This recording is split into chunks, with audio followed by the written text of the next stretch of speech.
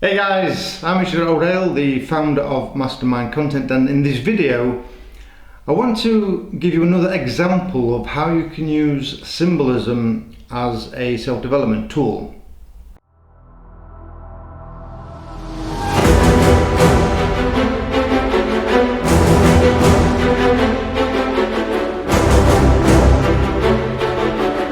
A moment of self-realization came to me recently that I've been working with for several months now. It's been a gradual process, but I expect has come to an end. And the reason I expect that is because I've been seeing the number 33. So what is the significance of the number 33, I hear you ask? Well, first of all, the number 33 represents wisdom, truth, enlightenment, or, in short, a moment of self-realization. Alternatively, it could mean that I need to make sacrifices in my life in order to grow and reach a moment of self-realization. So to determine which you need to do, you have to look at certain areas in your life where these things apply. So for me, the 33 was showing itself to confirm that accepting myself makes me more tolerant of the people that I have no control over. For example, I used to get annoyed by people in the street that get in my way because they aren't looking where they're going. I'm not consciously aware when this started, but there was an incident many years ago whereby there was a group of lads that were walking down the street towards me, and two lads at the front of the pack were looking into a tablet. They were not looking where they were going or had any sense of what was happening around them. It was a narrow street, and to avoid colliding them, I would have had to step into the road. But a car was coming, so I just stopped walking. Now, by stopping, I blocked the path of the lads, and they had a go at me, and as though the entire issue was my fault. Now, I pointed out there was a car passing and I didn't want to get run over. But this guy didn't accept that I complained about me getting in his way and called me a jackass, basically, even though he wasn't looking where he was going and all his friends were taking up the entire pavement.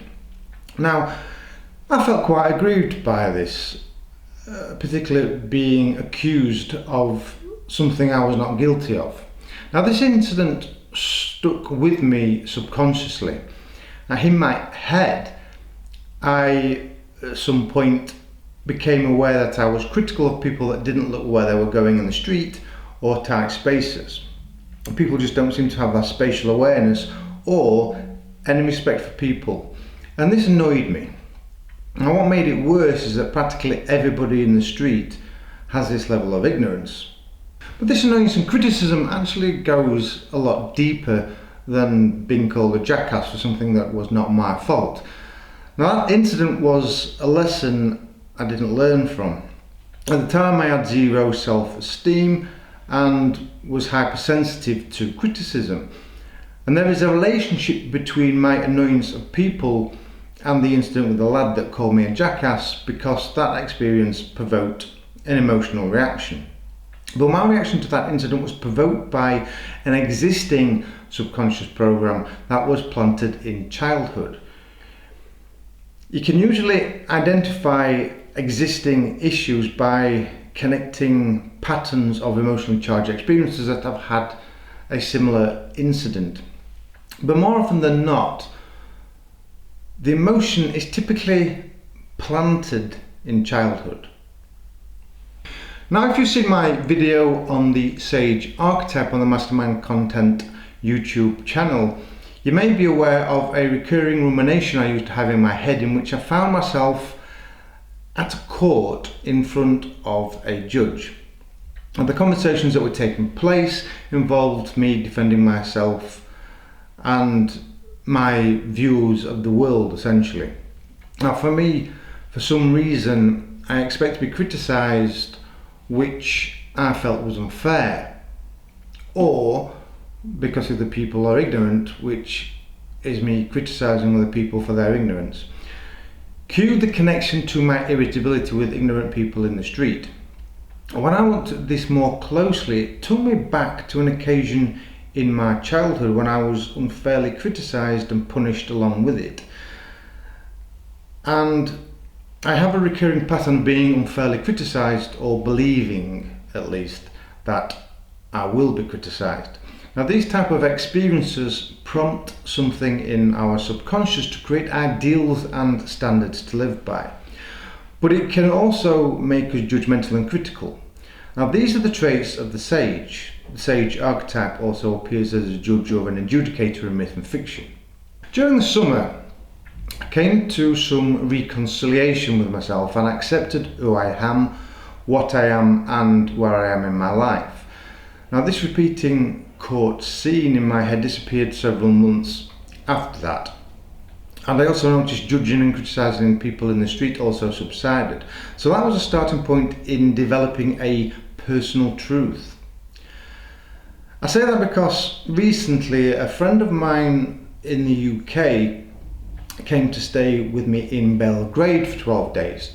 Now, because I am used to living on my own and set in my ways, you could say, I was uncertain how I might react to this disruption to my schedule and my space. I half expected actually to get restless, frustrated and ruminate with myself, finding faults and criticising my friend, which is something I used to do in the past and probably to abnormal levels, but I'm not sure. But anyway, none of these unhealthy qualities surfaced, which I'm pretty pleased about. And at one point in my life, they would have done.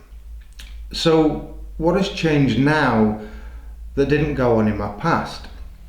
Now, I believe it is self-acceptance and accepting others for who they are and what they do without judging or criticising them. During the time I spent with my friend, I simply appreciated each day and each experience as it came and just went with the flow. What I understand now that I didn't understand before is that I made the choice to spend my time in a certain way, and that is the only thing I have control over, the decisions I make, essentially. Now, the number 33 came up a lot in those 12 days. My friend noticed it also, and every time the 33 came up, we had a moment of good fortune when everything just slotted into place smoothly. Since my friend returned to the UK, the 33 has come up for me on at least 3 or more occasions over the last week. Now, my friend also owed me money, and when he sent it through at the weekend, he added on another 33 pence. Now, out of curiosity, I added the digits of my bank balance and applied gematria, and yes, it added up to 33. On Sunday morning, I had another conversation similar to the types that I was having with the judge, but it was a different conversation that came up for me this time. It was a positive, calm response to an imaginary person that had criticised me. My dialogue was no longer defending myself, but explaining the situation simply how it is. It was something along the lines that you have a right to criticise me and you're right in calling these ideas into question, but critical thinking is the only way that you can rationalise, reason and develop the truth. Now, there are many half-truths floating about that make it impossible for people to learn the whole truth if they don't apply critical thinking. If you are sure a way of being works for you, that is your truth. That is complete self-acceptance. And the thing I learnt is that you can't accept others for how they are until you accept yourself. Now, this is what the 33 is telling me right now, and this is how you can use symbolism as a self-development tool. So have you been seeing the 33? What is it telling you? Leave a message in the comments below. And if you did take anything away from this video, then please hit the like button and subscribe to the Mastermind Content YouTube channel. I've left a link in the description above. I'm Richard O'Dale. See you next time. Bye bye.